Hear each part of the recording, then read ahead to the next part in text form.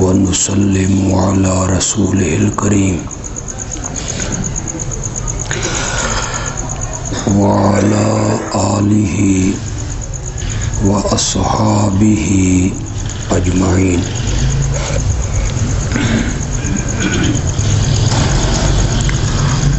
أما بعد فأعوذ بالله من الشيطان الرجيم. بسم الله الرحمن الرحيم.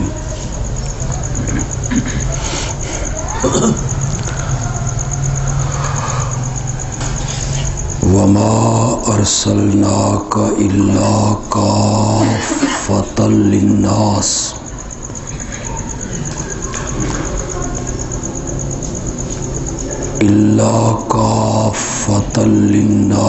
بشيرا ونذيرا.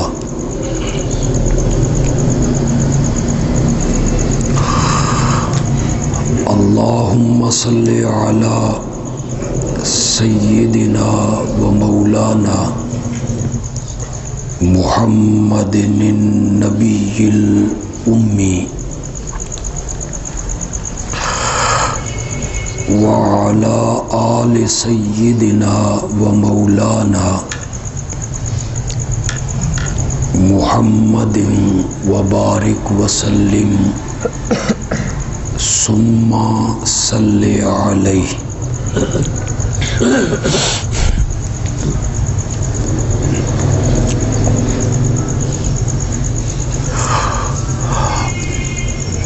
اللہ کی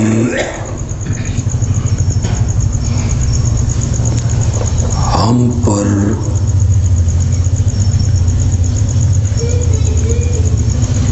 بے انتہا رحمت ہے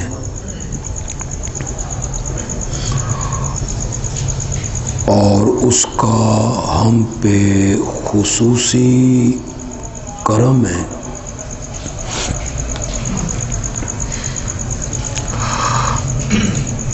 کہ ہمیں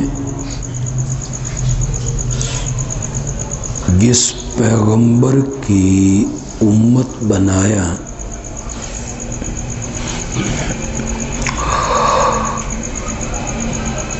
وہ پیغمبر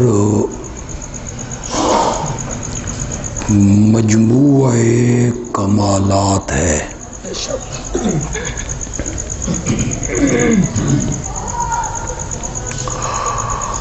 سارے انسانی کمال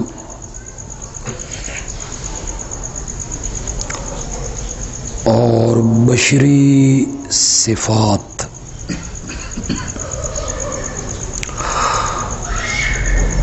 اللہ نے میرے نبی کے وجود میں اکٹھی کر دی.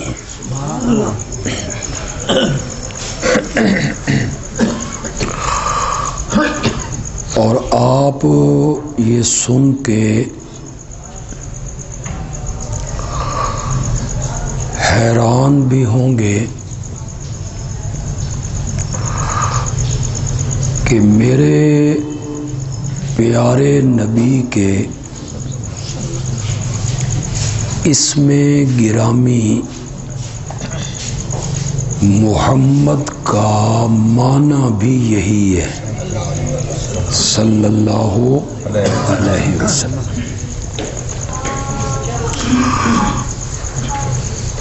عام لوگ معنی کرتے ہیں وہ ہستی جس کی تعریف کی گئی ہو.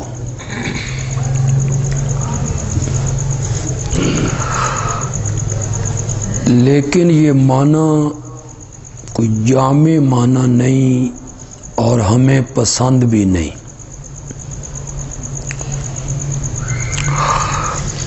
اس لیے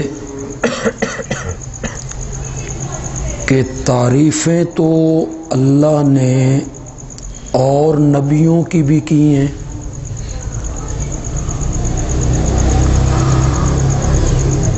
تعریفیں جبریل امین کی بھی ہوئی ہیں،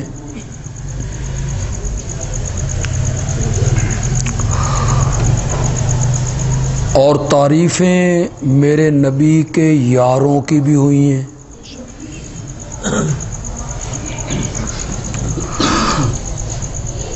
تو یہ کوئی جامع معنی نہیں کہ جس کی تعریف کی گئی ہو،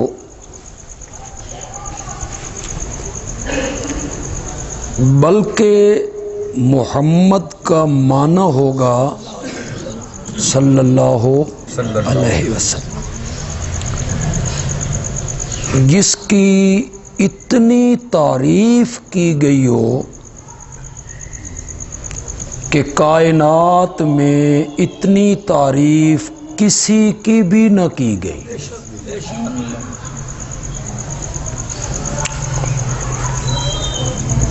ہمارے جو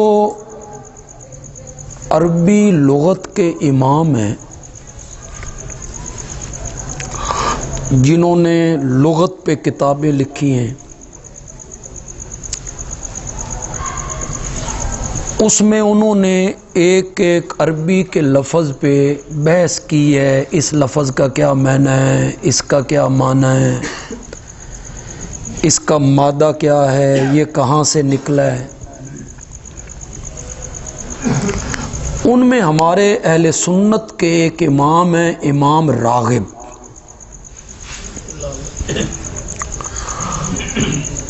انہوں نے لغت پہ کتاب لکھی مفردات القرآن،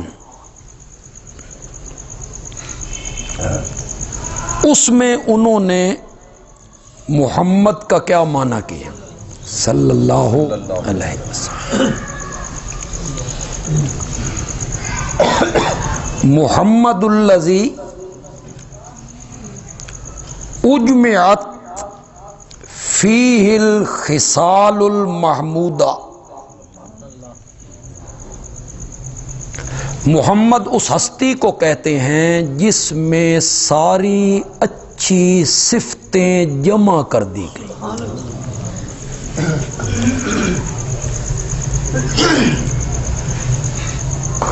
خوبیاں اللہ نے باقی نبیوں کو بھی دیں، کمال بھی بخشے۔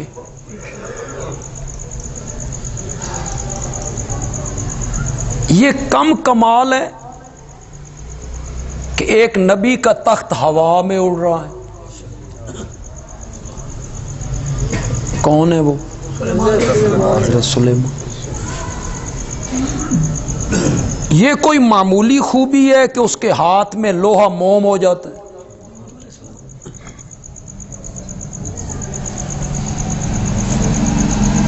یہ کم صفت ہے کہ جنات اس کے مطیع ہیں؟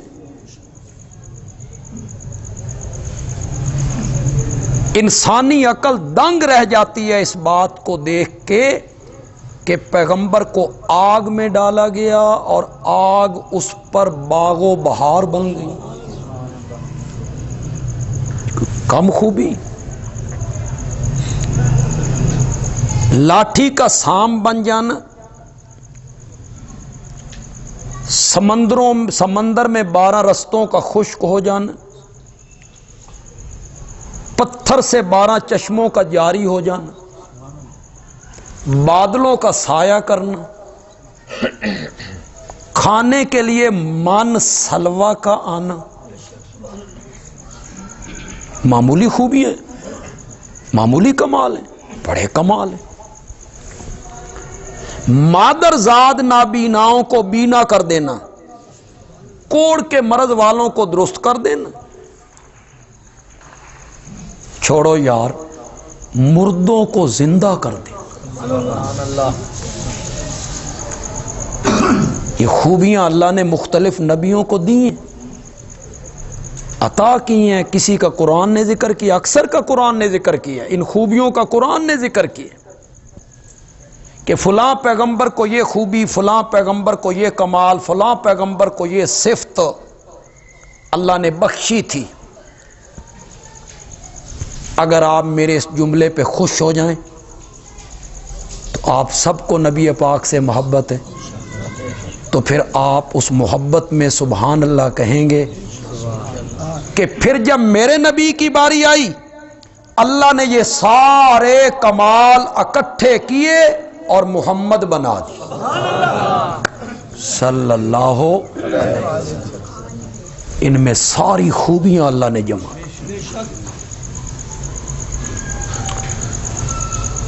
ان کا تخت ہوا میں اڑتا ہے. کتنی مسافت طے کرتے؟ 1 مہینے کی مسافت صبح، 1 مہینے کی مسافت شام طے کرتے. جتنا بندہ اونٹ پہ 1 مہینے میں سفر کرے نا، صبح کے ٹائم وہ تخت اتنا سفر کرے. شام کے ٹائم بھی وہ 1 مہینے کی مسافت پہ سفر کرتے. 1 مہینہ اونٹ کی سواری پہ جو بندہ چلتا ہے، صبح کے ٹائم وہ تخت اتنا سفر کرتا ہے. اور معراج والی رات میں اللہ نے جو سواری میرے نبی کو عطا کی تھی، وہ جہاں قدم رکھتی ہے، جہاں بندے کی نظر پہنچتی ہے، وہاں وہ سواری قدم رکھتی ہے. میرا پیغمبر مکے سے بیت المقدس، وہاں سے پہلا آسمان، دوسرا، تیسرا، چوتھا، 5واں، 6واں، 7واں، اس کے اوپر جنت الماوا، اس کے اوپر سدرۃ المنتہا. میرا نبی اس سے بھی کراس کر گیا اور اوپر چلا گیا. اور جب واپس آئے نا، تو جس دروازے کو کھول کے نکلے تھے نا، اس کی کنڈی ابھی حرکت میں تھی. تو جو کمال اللہ نے دوسرے نبیوں کو بخشے، وہ سارے کمال اللہ نے میرے نبی کو بھی عطا، اس سے بہتر عطا کی. میں اس کی تفصیل میں چلا جاؤں گا تو بات لمبی ہو جائے گی، اپنے موضوع سے رہ جاؤں. حضرت موسیٰ علیہ السلام نے پتھر پہ لاٹھی ماری، چشمہ جاری ہو گیا. بڑا کمال ہے، بڑی خوبی ہے، کوئی شک نہیں ہے. لیکن فطرت کیا کہتی ہے؟ فطرت کہتی ہے کہ چشمے ہمیشہ پہاڑوں سے پھوٹتے ہیں. یہ فطرت ہے. پتھر سے چشمے پھوٹتے ہیں ہمیشہ. انہوں نے بھی پتھر پہ لاٹھی ماری تو چشمہ پھوٹ پڑا تھا. میں تجھے آمنہ کے لال کی محفل میں لے چلوں جن کے ہاتھوں کی انگلیوں سے چشمے جاری ہو گئے. وہ سارے کمال اللہ نے میرے نبی میں جمع. میں اسے گنتا چلا جاؤں گا تو یہ ایک مستقل موضوع ہے، اور یہ بڑا خوبصورت موضوع ہے میرے نبی کی عظمت کو بیان کرنا صلی اللہ علیہ وسلم. تو کچھ خوبیاں اللہ نے، وہ سارے نبیوں والی خوبیاں تو رکھیں، لیکن کچھ خوبیاں اللہ نے میرے نبی کو ایسی عطا کی جو آپ سے پہلے اللہ نے کسی نبی کو بھی عطا نہیں کی. بعض صفتیں ایسی عطا ہوئی میرے نبی کو کہ آپ سے پہلے کسی نبی کو بھی وہ صفت اور وہ کمال اور وہ خوبی اللہ نے عطا نہیں کی. ان میں ایک کمال اور ایک خوبی میرے نبی کی یہ ہے کہ میرے نبی کی نبوت اور رسالت اور بعثت ایک علاقے، ایک قوم، ایک قریہ، ایک بستی کے لیے نہیں تھی. میرے نبی کی رسالت پوری کائنات کے لیے. آپ قرآن پاک کو پڑھیں. قرآن کیسے بیان کرتا ہے پہلے نبیوں کی نبوت کو، ان کی بعثت کو. وَلَقَدْ أَرْسَلْنَا نُوحًا إِلَىٰ قَوْمِهِ. ترجمہ کروں کہ سمجھ آ گئی؟ ہم نے بھیجا نوح کو ساری کائنات کے لیے، الہ قوم، بس ان کی قوم کی طرف، صرف اپنی قوم کے لیے وہ نبی. پھر اللہ نے ایک اور پیغمبر کا ذکر کیا سورۃ اعراف میں، سورۃ ہود میں. وَإِلَىٰ عَادٍ أَخَاهُمْ هُودًا.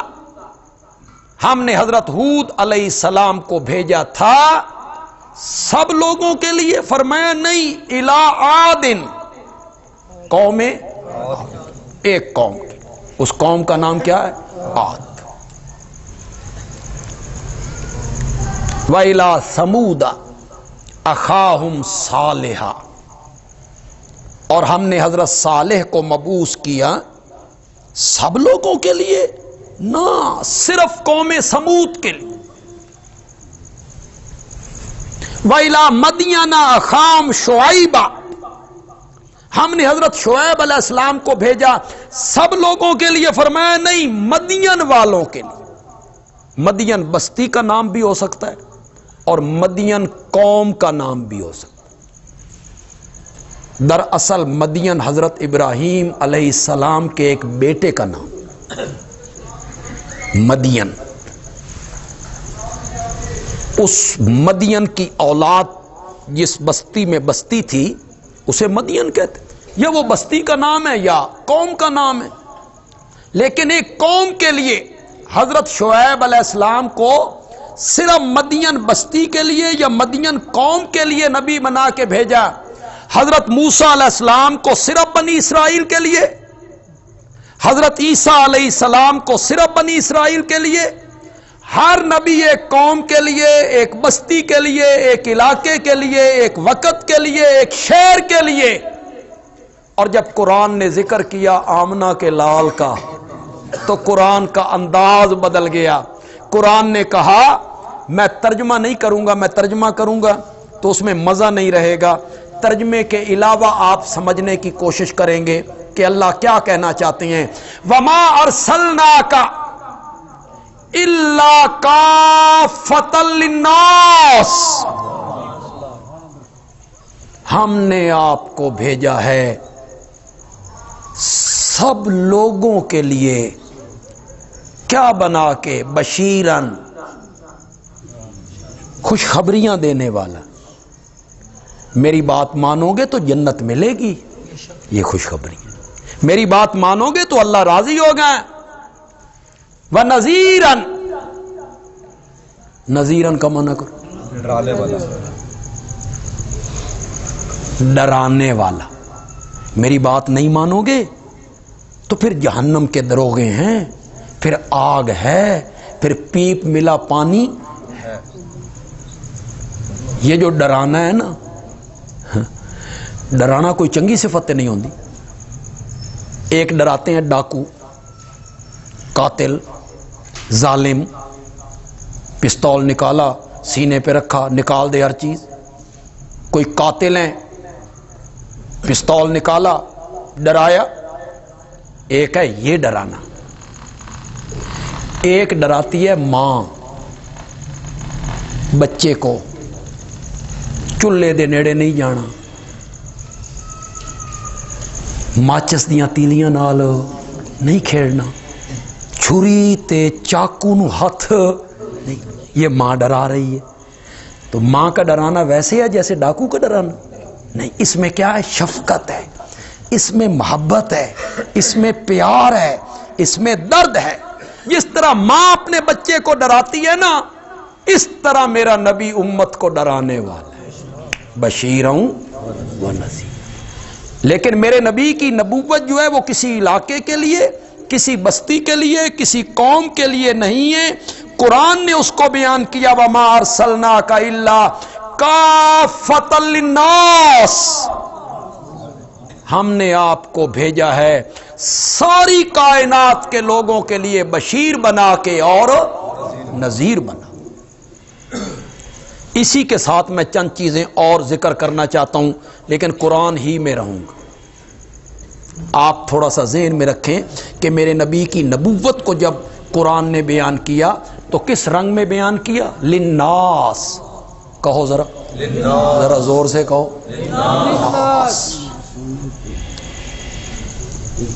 اور پھر قرآن نے جب میرے نبی پہ اترنے والی کتاب کو ذکر کیا تو وہ انداز سنو قرآن کا۔ قرآن نے کہا شہر رمضان الذی انزل فیہ القرآن ہدی للناس، لفظ کیا آ گیا؟ للناس۔ میرے نبی کی نبوت بھی کیا تھی؟ للناس۔ ان پہ اترنے والی جو کتاب ہے اس کو جب بیان کیا تو اسے کیا کہا؟ للناس۔ اور جب میرے نبی کے قبلے کا ذکر کیا تو قرآن بولا ان اول بیت وضع للناس، پہلا گھر جو بنایا گیا عبادت کے لیے، للناس، کس کے لیے؟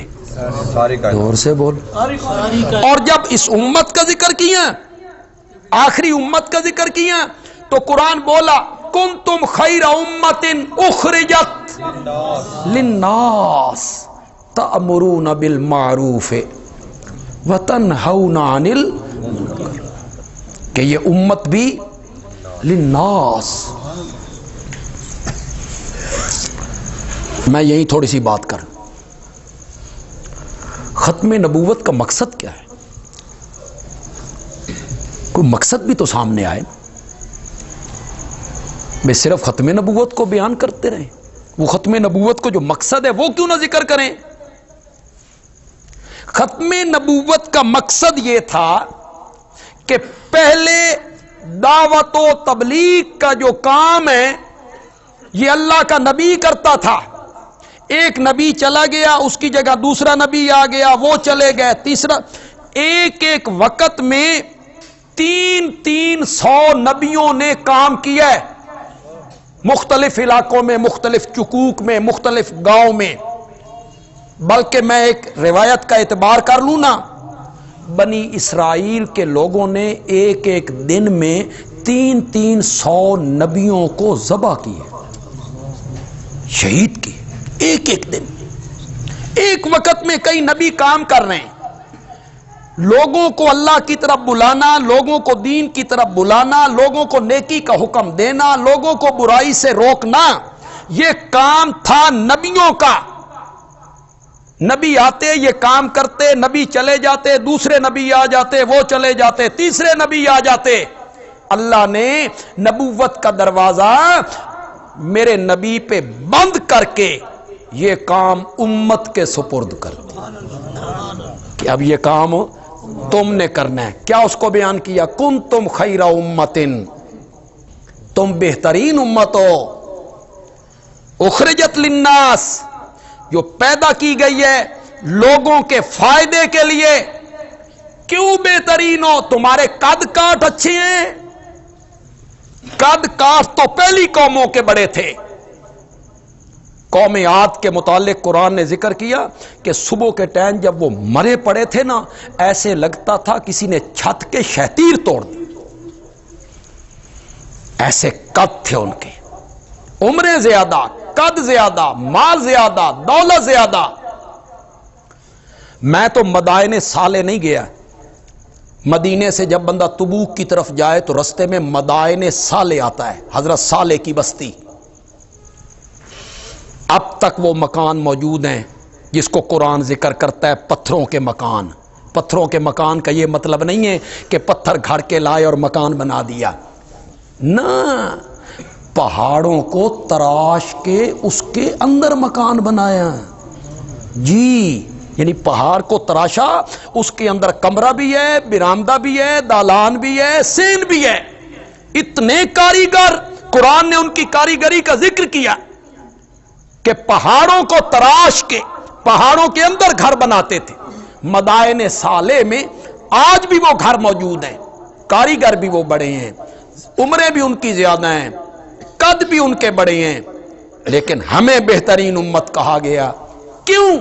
فرمایا تأمرون بالمعروف. تمہارے بہترین ہونے کی وجہ یہ ہے کہ تم نیکی کا حکم دیتے ہو اور برائی سے روکتے ہو. یہ امت کا فریضہ ہے. آخری خطبے میں میرے نبی نے کیا کہا تھا صلی اللہ ہو. آپ سب کو، آپ پڑھے لکھے لوگ ہیں، آپ سیرت کی کتابیں پڑھتے رہتے ہیں، حدیث کا بھی آپ مطالعہ کرتے رہتے ہوں گے. حجۃ الوداع کا جو تاریخی خطبہ میرے نبی نے دیا تھا، وہ ساری باتیں میرے نبی نے کر کے کیا کہا تھا؟ فَلْيُبَلِّغِ الشَّاهِدُ الْغَائِبِ. شاہد کہتے ہیں موجود کو، غائب کہتے ہیں جو موجود نہیں. یبلغ کا کیا معنی ہے؟ پہنچا دے. فَلْيُبَلِّغِ الشَّاهِدُ الْغَائِبِ. میری یہ باتیں جو لوگ یہاں موجود ہیں وہ پہنچا دیں ان لوگوں تک جو یہاں موجود ہو.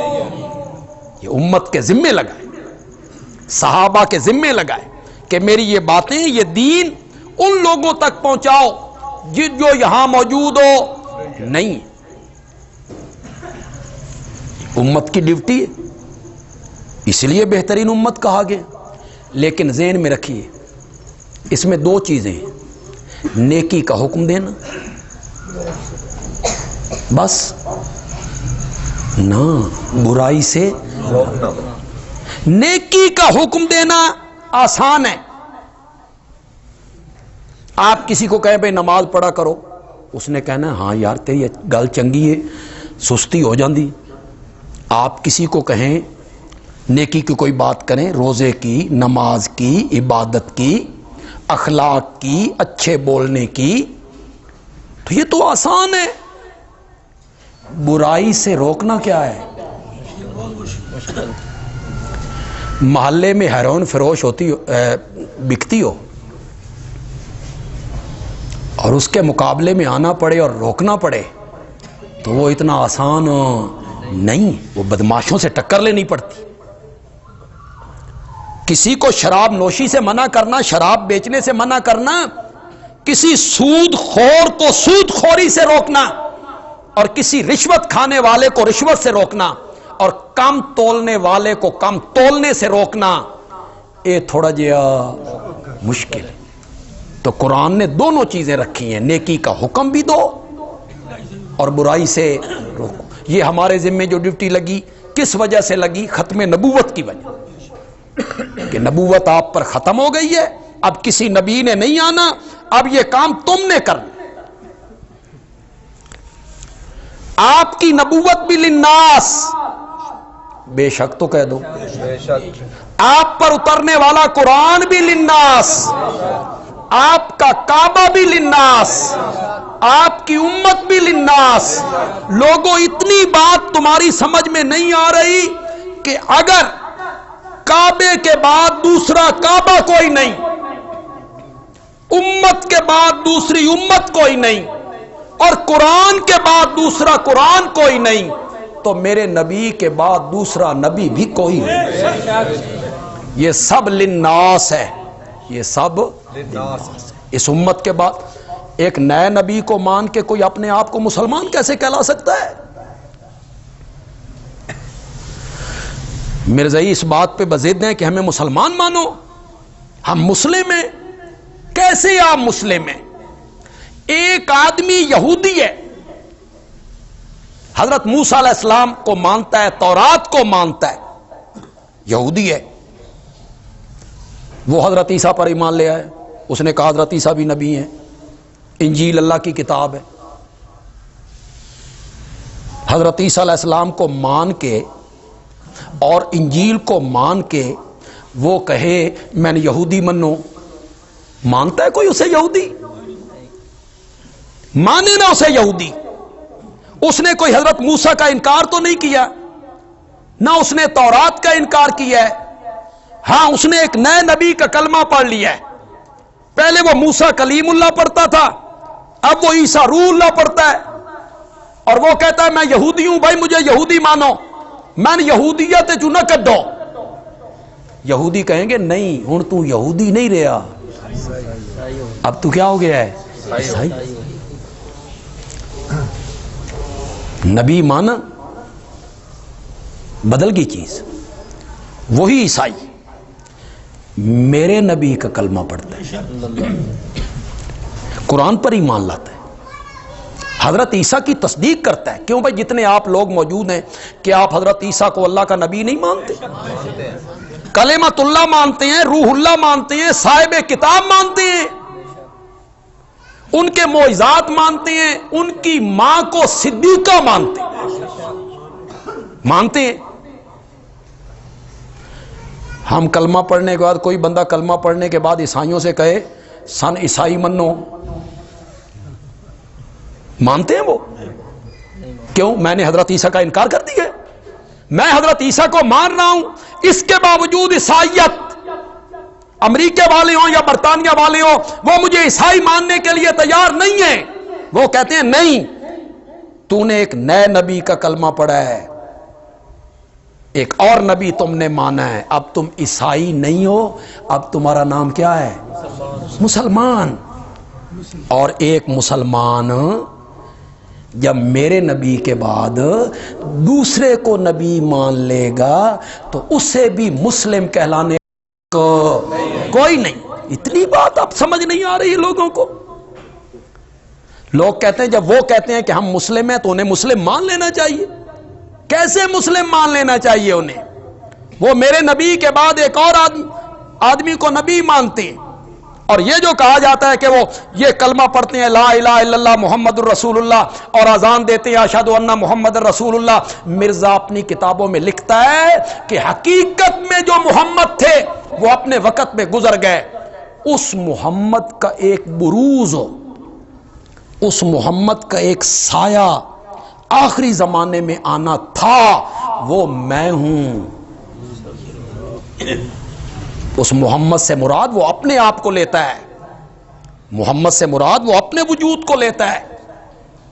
وہ جو کلمہ پڑھتے ہیں لا الہ الا اللہ ہو، اس سے نبی پاک مراد نہیں ہوتے، اس سے مراد ان کی مرزا غلام احمد قادیانی ہوتا ہے۔ تو میرے نبی کی نبوت کیا ہے؟ للناس، ساری کائنات کے لوگوں کے لیے۔ میں آپ کا زیادہ وقت بھی نہیں لینا چاہتا، مجھے احساس ہے آپ کی مصروفیات کا۔ پھر تھوڑا سا قرآن میں پھر لانا چاہتا ہوں آپ کو۔ جب نبی آتا تھا خطاب کرتا تھا تو نبی کیا کہتا تھا، کیسے خطاب کرتا تھا؟ وَلَقَدْ أَرْسَلْنَا نُوحًا إِلَىٰ قَوْمِهِ قَالَ يَا قَوْمِ، نبی کیا کہتا تھا؟ یا قوم، اے میری قوم۔ قرآن پڑھیے وَإِلَىٰ عَادٍ أَخَاهُمْ هُودًا قَالَ يَا قَوْمِ وَإِلَىٰ ثَمُودَ أَخَاهُمْ صَالِحًا قَالَ يَا قَوْمِ وَإِلَىٰ مَدْيَنَ أَخَاهُمْ شُعَيْبًا قَالَ يَا قَوْمِ، اور حضرت موسیٰ نے یا بنی اسرائیل، حضرت عیسیٰ نے یا بنی اسرائیل، اور جب باری آئی میرے نبی کی، قرآن نے انداز بدل دیا۔ مولا میں نے کیسے خطاب کرنا ہے؟ یا اہل مکہ، یا قریش، یا اہل العرب، اے عرب والو، مکے والو، قریشیو، فرمایا نا میرے پیغمبر، کل آپ کہیں یا ایھا الناس، یا ایھا الناس، او پوری کائنات کے لوگوں، انی رسول اللہ الیکم جمیعا، میں تم سب کی طرف اللہ کا نبی بنا کے بھیجا۔ اب قیامت کی صبح تک کسی نئے نبی کی ضرورت نہیں ہے، دین کامل ہو گیا ہے، دین مکمل ہو گیا ہے۔ الیوم اکملت لکم دینکم، آج کے دن ہم نے تمہارا دین تم پر مکمل کر دیا ہے، دین کامل ہو گیا ہے، نبوت میرے نبی پر ختم ہو گئی ہے، خاتم النبیین میرے نبی کو بنا کے بھیجا گیا ہے۔ اور عقلی طور پہ آخری جملہ کہنا چاہتا ہوں کہ اگر نمازیں پڑھنی ہیں 5 اور روزے رکھنے نے جون جولائی دے، جب آ جائیں جون جولائی میں وہ رکھنے ہیں، اور یخ بستہ سردیوں میں وضو کرنا ہے، حکم وہی ہیں جو میرا نبی دے کے گیا تھا۔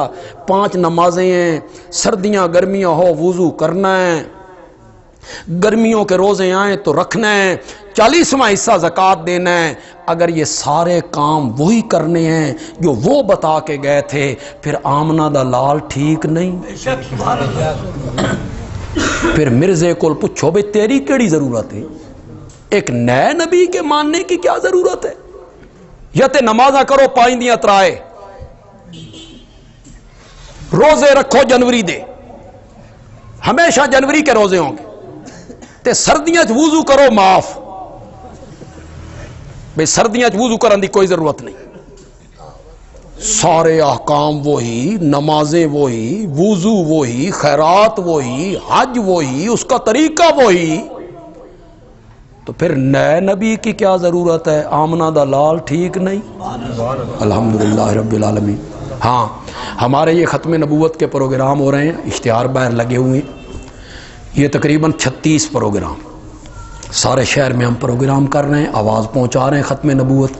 اس سلسلے کا جو آخری پروگرام ہے نا، وہ بہت بڑا پروگرام، وہ 8 نومبر کو ہے انشاءاللہ، جمعرات کا دن ہے، 8 نومبر ہے، عشاء کے بعد معاویہ مسجد میں جہاں میں جمعہ پڑھاتا ہوں۔ بڑے بڑے علماء وہاں آئیں گے، بڑے بڑے خطیب وہاں تشریف لائیں گے۔ میں آپ کو دعوت دے رہا ہوں اس درس کی وساطت سے کہ آپ تمام حضرات 8 نومبر کے اس پروگرام میں شریک ہوں۔ آپ تھوڑا سا وقت نکالیں، آپ ذہن بنائیں، آقا کی ختم نبوت کے لیے عشاء کے بعد آپ وہاں تشریف لائیں اور اس پروگرام میں آپ شریک ہوں۔ میں خصوصی طور پہ فاروق اعظم مسجد کے نمازیوں کو اس کی دعوت دے رہا ہوں۔ الحمدللہ رب